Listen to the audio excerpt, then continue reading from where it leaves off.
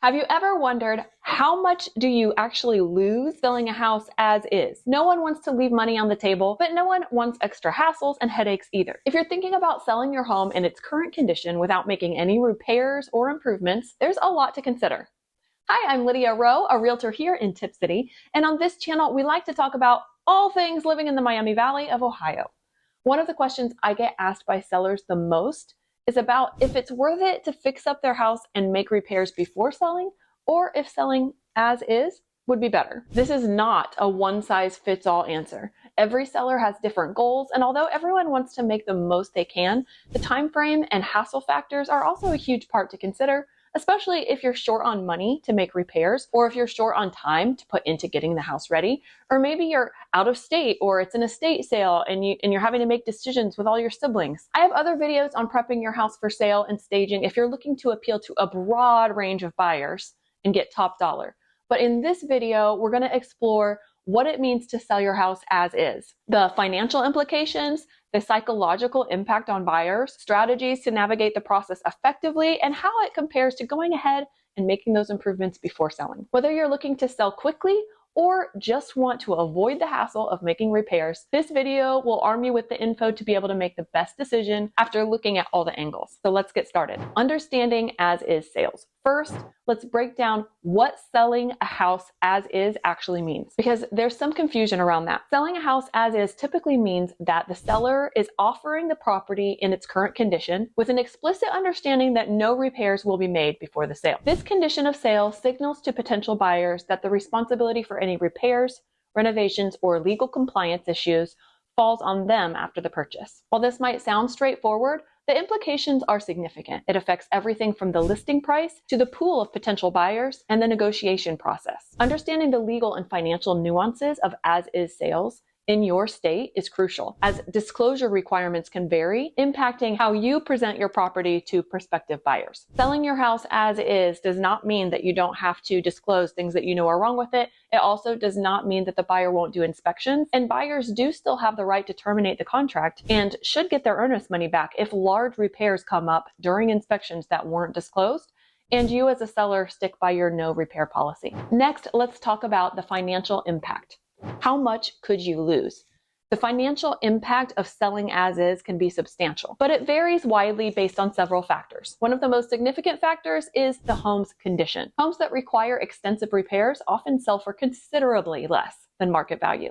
However, this discount can sometimes be offset by a strong seller's market, like we're in right now, at least at the time of this recording, where demand exceeds supply. Another consideration is the perception of value. Homes that appear neglected may lead buyers to suspect deeper unseen problems, pushing offers even lower. To gauge potential losses, comparing similar as-is sales in your area can provide insight, but sometimes those comps are hard to find. Remember, each property is unique. I know when I'm looking at houses with buyers that are as-is, they're much more likely to be interested if there are thorough disclosures, and even better if there's some quotes from contractors on the repair items. Otherwise, a buyer is fully dependent on inspection, and since you've already essentially said we won't make repairs, that makes it really difficult to know how high an offer to make. For instance, the roof is such a large expense. You're looking at $10,000 to $20,000 usually to replace it. So if you don't know its age or condition when you put your offer in, and there's evidence of wear or the inspector says it's 20 years old, sometimes you deter buyers from even making an initial offer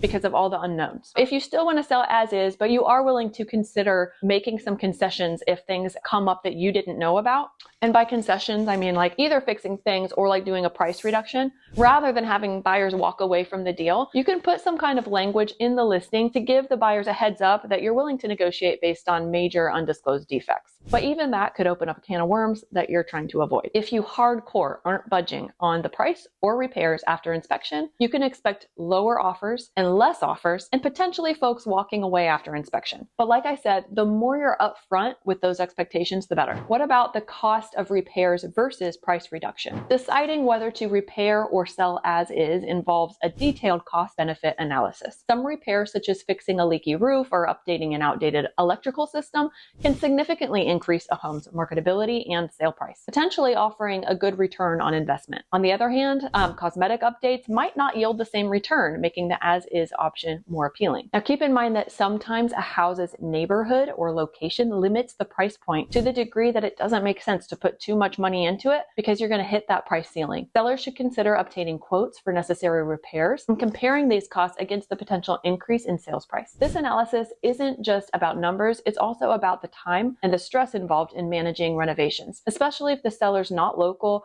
or has other commitments. Your realtor should be able to provide you with a range price based on the current market value for if you sold it as is versus if you made the repairs before the sale. Next, you want to consider the psychological impact on buyers. The challenge in selling as is properties often lies in overcoming buyer hesitation. The key is to present the property in a way that highlights its potential value despite its current imperfections. Effective marketing strategies can include professional photography that focuses on the home's best features while also making sure to point out the things that are wrong, virtual staging to show the possibilities, and detailed description that emphasize the property's unique attributes, such as location, lot size, architectural character. There's a lot of things that make a house unique. Transparency about the condition of the home, coupled with a realistic assessment of repair costs, can also help mitigate buyer concerns and build trust. Encouraging property inspections can further demonstrate that you're not hiding significant defects, making potential buyers more comfortable with the idea of taking on a project. The more detailed you can get, the better. You might even consider having a pre-sale inspection so that you know exactly what will come up when the buyers inspect, and you can be proactive in disclosing issues and coming up with solutions or quotes for repairs. Even if you don't plan to do any of them, you can provide that. A good realtor can help you with this by helping to coordinate and schedule contractors to come give estimates, but you need to be willing to pay some upfront cost in gathering these estimates, as many contractors, especially specialists, charge for their time. Oh, and before I forget, I do have a free PDF seller guide that I update quarterly. If you're thinking about selling, I'd love to get that into your hands. Stay tuned to the end and I'll tell you how to get one. Now, what is the role of a real estate agent in as-is sales? Is it any different than any regular sale? The point in most sales is you want to maximize your sale. In as-is sales, the expertise of a real estate agent becomes invaluable. An agent experienced in such transactions can provide critical market insights, helping sellers set a competitive yet realistic price. They can also identify the property's selling points to target marketing efforts effectively, reaching buyers who are specifically looking for as-is opportunities such as investors, flippers, and those looking for a house that they can customize. Real estate agents can also guide sellers through the negotiation process, advising on which offers are worth considering and how to counteroffer effectively. Maybe the most important thing, they can ensure compliance with all legal and disclosure requirements, protecting you, the seller, from future liabilities. If you're looking for top dollar and mass appeal, then as-is not the way to go. But if you're looking for less hassle on the front end, then you're looking for a much more specific kind of buyer. And you need to be okay with things taking a little longer and you walking away with less than market value, but also less of a headache. You also should know that the longer the house sits on the market, the more buyers start to wonder what's wrong with it. And statistically, the home's value is reduced depending on how long it's on the market. As-is requires a special buyer, so unless you're willing to drop the price enough to appeal to investors and flippers, you're looking for a very unique buyer. And that can take some time. Now, I'm going to talk about the importance of negotiation in just a minute, but if you are here in Ohio with me, of course, I'd love to help you out with all of this. But if you aren't in my area and you want help finding an agent who you can trust, who's knowledgeable in all these things, click on the link in the description to my referral page, fill out the form, and I personally will interview and hook you up with a great agent in your area. Now on to negotiation. Oh my goodness, I can't tell you how important these skills are to have when selling as is. There are so many nuances and it can get complex fast. And sometimes your first reaction or inclination can absolutely tank the deal. Sellers must be prepared for lower offers and requests for price reductions post-inspection on anything that comes up that wasn't disclosed. Here, the art of negotiation is in the balancing firmness with flexibility. Being open to minor concessions such as covering closing costs or offering a home warranty can make the deal more attractive without undertaking repairs. Your realtor can provide you with updated net sheets along the way so that you can really see where your bottom line numbers are, and those are really the things that you need to focus on. You may think it's completely ridiculous for them to ask for something, even though you said it's as is, and you might also think that the thing that they're asking for is ridiculous, and sometimes it is.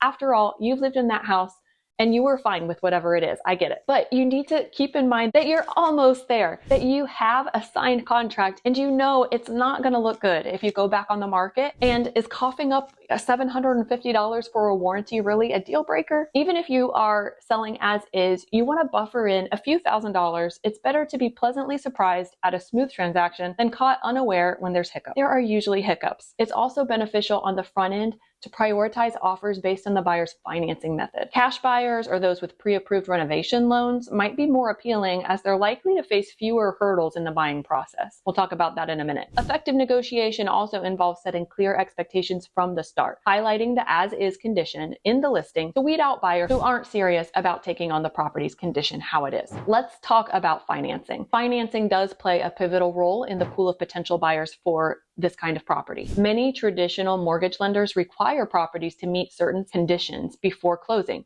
which can be a hurdle if you're selling as is. Highlighting alternative financing options such as FHA 203K loans or other types of renovation loans, actually putting those possibilities in your listing can attract buyers prepared for a home that needs work. Sellers should also understand the appraisal process, as a low appraisal based on the property's condition can impact the buyer's ability to finance. Engaging with cash buyers or investors can be a strategic move, as they often look for those as-is properties and bypass many of the financing challenges. You want to make sure your realtor is well informed on all of this so that they can market your listing to the right buyers. If you happen to have an assumable loan with a rate that's lower than the market rate and you're willing to go that way, this can also be a way to appeal to a unique buyer who has a good amount of cash but maybe not quite enough for the full price. This can be a good negotiation point. If you want to know more about assumable loans, watch this video. I'll put a link in the description as well. So in any sale, you need to consider market trends and timing, but the success of an as-is sale is heavily influenced by current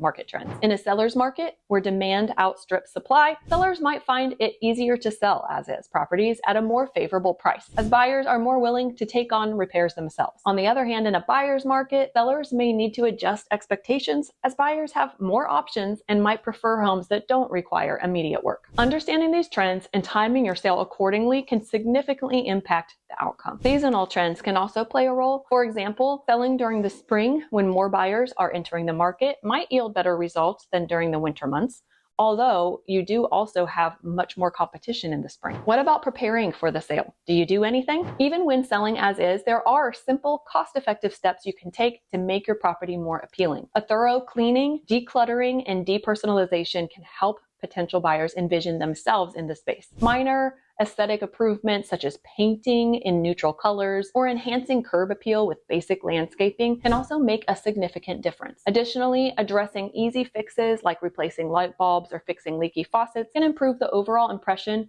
without significant investment. Documenting the home's features and potential improvements can also help buyers see the value beyond the immediate work required. I have several videos specific to staging and prepping your house for sale. As I said earlier, if you're selling as is, you aren't going to do those major repairs, but there are still things that you can do to increase value and presentation that can make a big impact and ultimately help you increase that check that you get to walk away with at closing. So what is the future of as-is sales? The landscape of as-is sales is continually evolving, influenced by changes in buyer preference, housing market trends, and economic conditions. Technology, particularly virtual reality and online listings, is playing a larger role in how properties are marketed, offering new ways to showcase a home's potential. Additionally, a growing interest in sustainability and customization might increase the attractiveness of an as-is property to a segment of buyers looking to renovate with green materials or to personalize their living space extensively. Staying informed about these trends and adapting your selling strategy accordingly can help you navigate the future of as-is sales successfully. In our area, the Miami Valley of Ohio, the market can vary significantly from neighborhood to neighborhood. Let's look at a hypothetical example. A home in Tip City might lose around 10 to 20% of its potential selling price when sold as is, compared to a fully updated home. However, investing in repairs doesn't always guarantee a dollar for dollar return. It's about finding the right balance. Remember, every home has potential. It's all about finding the right buyer who can see beyond the imperfections. If you're in the Miami Valley of Ohio and need guidance on selling your home as is or otherwise,